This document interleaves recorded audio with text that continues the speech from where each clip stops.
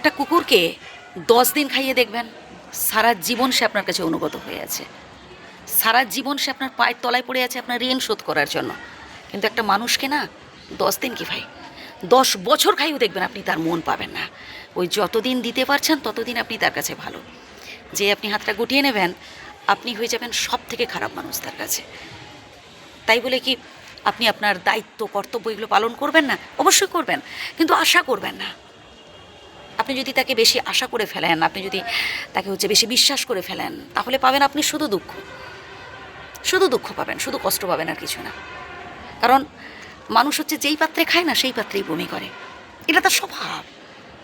স্বার্থ ফুরিয়ে গেলে আপনাকে আর চেনে না।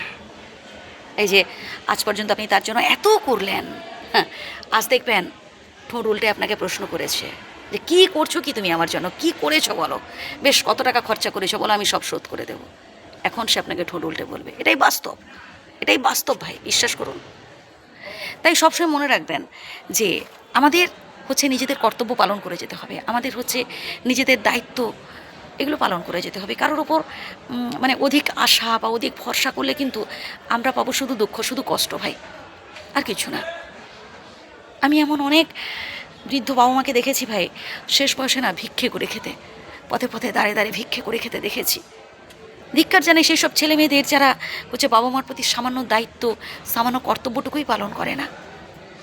বাবা মা আমাদের সব থেকে বড় শুভাকাঙ্ক্ষী, প্রত্যেকের বাবা মা ভাই। তারা নিজেরা একটা ভালো পোশাক না পরে, নিজেরা হয়তো পুজোর সময় কিংবা ঈদের সময় নিজেরা হয়তো ভালো পোশাক না পরে, নতুন পোশাক না কিনে আমাদের জন্য কিনে দিয়েছেন। তারা হয়তো নিজেরা হাত পেটা থেকে আমাদের পেট ভর্তি করে খাবার খাইয়ে গেছেন। ভাবুন না শৈশবের কথাগুলো। ইভেন এখনও হয়তো আপনার বাড়ি ফিরতে দেরি হচ্ছে, দেখবেন আপনার বাবা আপনার মা অপেক্ষা করে আছে যে আমার সন্তান এখনও, আমার ছেলেটাকে, আমার মেয়েটা এখনও বাড়ি ফিরছে না, পথে কি হলো, কোনো সমস্যা হলো কি না। অথচ আমরাই যখন আমাদের মাথায় হাত পেয়েছি, আমরা যখন রোজগার করতে পেরে যাই, তখন আমরাই ভুলে যাই। কি ভুল বলছে কিছু?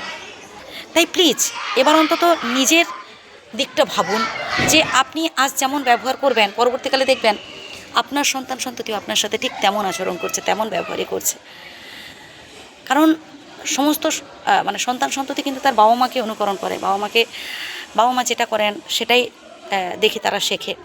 তো এবার আমরাই যদি সিনিয়রদের সাথে খারাপ আচরণ করি, আমরাই যদি আমাদের গুরুজনদের সাথে খারাপ আচরণ করি, তাহলে আমাদের সন্তান সন্ততিও পরবর্তীকালে আমাদের বৃদ্ধ বয়সে তারাও আমাদের সাথে তেমন আচরণ করবে। তাই এবার অন্তত নিজেদের পরিবর্তন করে নিতে হবে নিজেদের ভালোর জন্য। প্লিজ শৈশব অবস্থা থেকে সন্তানকে সুশিক্ষা দিন, মানুষের মতো মানুষ করে তোলার চেষ্টা করুন।